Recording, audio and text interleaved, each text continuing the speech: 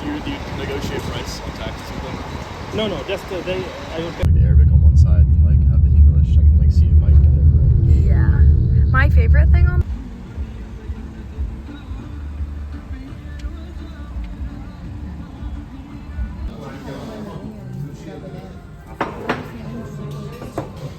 It's the only chance to take a photo.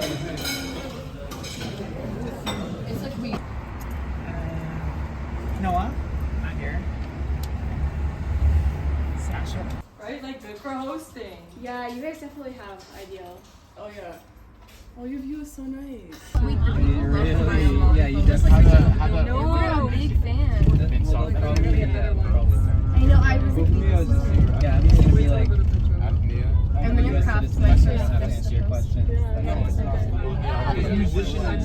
you have a fit?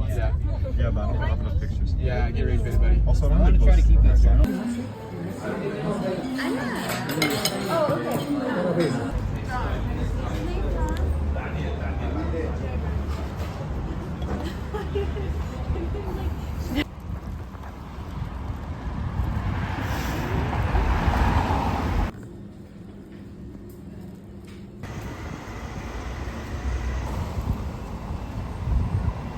yeah, the big cat.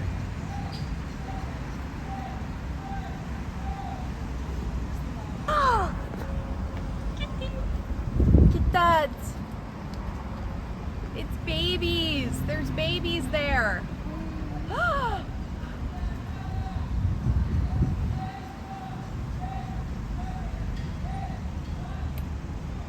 my god.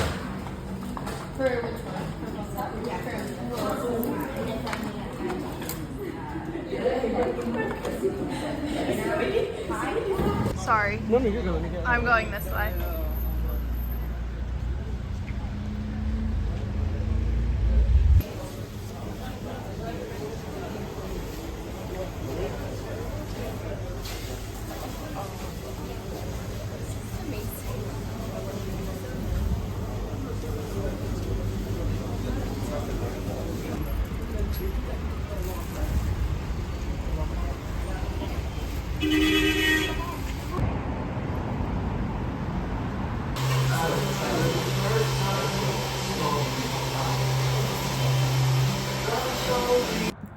Okay, marhaba. I'm sitting here looking out my window in Amman. See, like that. I've been here for a few days now. I got here on Sunday afternoon, and today is Thursday. Today is a holiday because it's the Prophet's birthday, so we didn't have class or like any activities through the program. So I went and got a blowout, my hair done. It's very good, near the US Embassy, and a wash and blow dry here only cost 17 JD, which in the US is like about $20 or $25.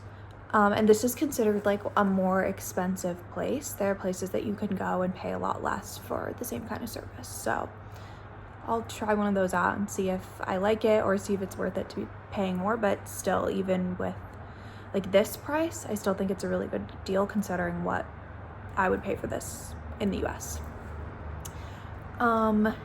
Yeah, now I'm gonna probably go get some dinner.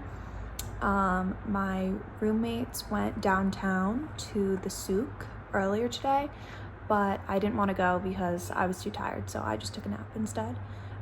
So hopefully I'll be back soon, but I think I'm just gonna eat on my own and then see what happens. But I wanted to talk about like things that are really different here from in the US or even in Europe. So the first thing that I would say is like kind of not culture shock, but like, you know, kind of culture shock, is that they do not, this is kind of weird but to talk about, but they do not flush anything here. Like they do not flush toilet paper here. The only thing that can flush down the toilet is like whatever you've done in there. And then other than that, you have to like throw your toilet paper away in the trash, which obviously is very different from in the United States. So that has been probably the only thing that I would say is like culture shock, like super different and kind of hard to adjust to, but it's okay, like not a big deal. Another thing is that I don't know if this is like the case in every like Jordanian apartment building or like household, but we have a hot water heater in our apartment that's like a pretty large tank, and it heats up water. You have to turn it off and on. It doesn't turn on and off on its own. So basically you have to like we basically have the tank on all the time except for when we're in the shower, and it heats up and it gets really, really hot. And then as you're showering, it kind of, depending on where you move the like dial to in the shower like you would in the US, it's like mixing, but it's different that you have to like do this action on your own of turning it off, turning it on. So that's different. Another big difference is that people use cash a lot more. Like cash is definitely the preferred way to pay for stuff, except for I would say like bigger like transactions. So most of the time when you go like even in Uber, like Ubers primarily work with cash. So even though you request your ride like you would in the United States, it's kind of like you can pay through the Uber app like you would normally, but it's preferred that you just pay cash at the end like you would in a taxi, and they don't have like a card option. So use a lot more cash, but things are so much cheaper here. For example, I got 8 pieces of like Arabic style bread. I think I have a video of it that I'll put here maybe, from like a nice bakery. And those 8 pieces of bread cost only 25 cents, 25 Jordanian. So it's like a little more in American dollars, but like not like way less than $1. Or like you can go and get like a full meal of more like fast food, but you know, still like a full meal for either half $1, so like 50 cents, or like 1 JD, which is super different. Obviously, like even fast food in the United States costs like usually in DC, like it'll cost like $10 or $12 to get like Chipotle or something like that. So yeah, that's super different. They do have delivery services here for like food, but I haven't used that yet because obviously I'm trying to get out, trying to see things here. I'm trying to think what else is like more like shocking. Oh, something that I'm sure like you guys are interested in is like how people dress here. I would say that I prepared correctly for how people dress here. I think probably it's like maybe 50% of Jordanian women that I've seen or met wear hijab, and then the other 50% don't, but they do dress like I would say more modestly than the average woman in the United States, but it does vary based on age like it does in America. Like mostly women wear like a high-necked shirt and then like at least short sleeves, if not long sleeves, and then either like a longer skirt or long pants. But it doesn't necessarily have to be like below the knee in terms of a skirt, but for the most part it is. I've only seen like a couple like a few women wearing like a skirt that was like at the knee or above. So that's different. The weather here is hot, but not hotter than like in Indiana or in DC. I would say it feels about the same. The sun is obviously like very strong here, so that's different, but there's also like no humidity, so that's different.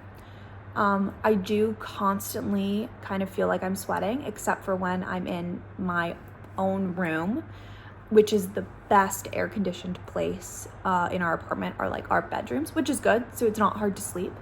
But like sitting here in the living room, even though it is air conditioned, I do still feel like a little warm.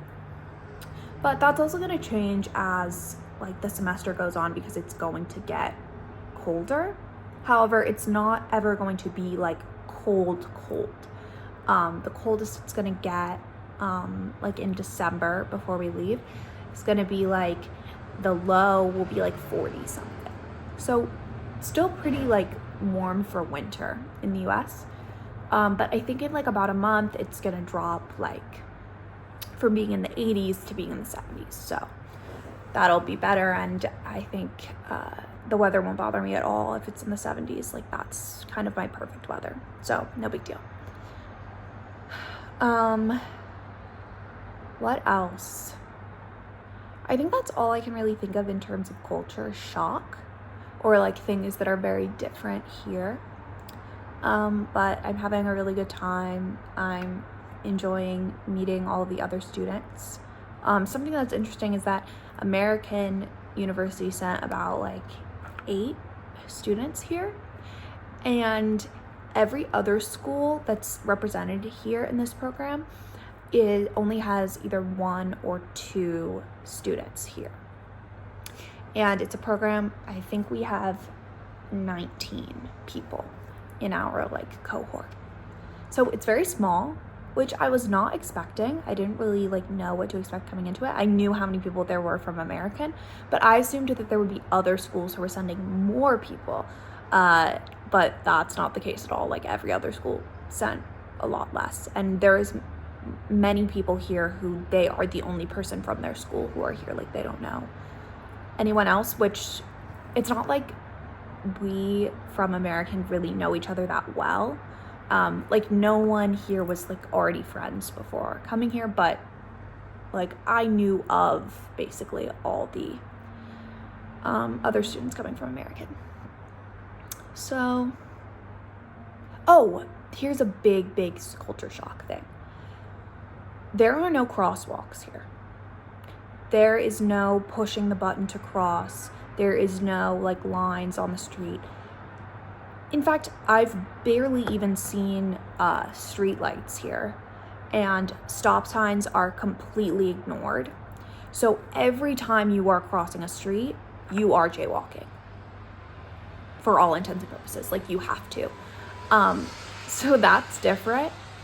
I do that a lot in the US, so it's not really like a problem, but you have to, and if it's a busy street, you have to like kind of be careful and cross carefully, but you also can't just wait standing on the sidewalk, because you will not be able to cross if you're doing that.